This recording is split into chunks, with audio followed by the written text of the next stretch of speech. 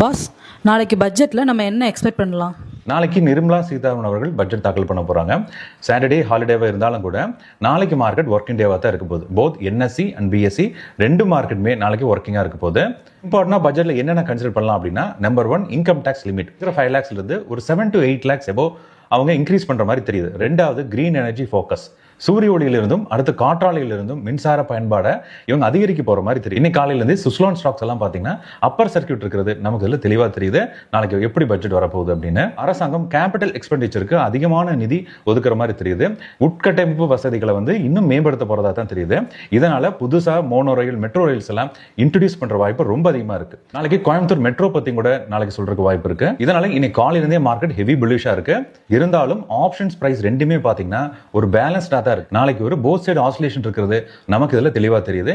இந்த மாதிரி சூழ்நிலையில் நீங்கள் இப்போ கால் ஆப்ஷன் பை பண்ணிட்டு மார்க்கெட் நாளைக்கு ஓப்பன் ஆன உடனே நீங்கள் அந்த பொசிஷனை எக்ஸிட் பண்ணிட்டு லாஸ்ட்டாக பட்ஜெட் முடிய போகிற லாஸ்ட் 15 minutesல நம்ம பிரைஸ் ரெண்டு சைடுமே ரேப்பிடாக கரைய ஆரம்பிக்கும். அப்போ நீங்கள் ஷார்ட் பொசிஷன்ஸ் எடுத்தீங்கன்னா இன்னமும் ப்ராஃபிட் அதிகமாக இருக்கும்.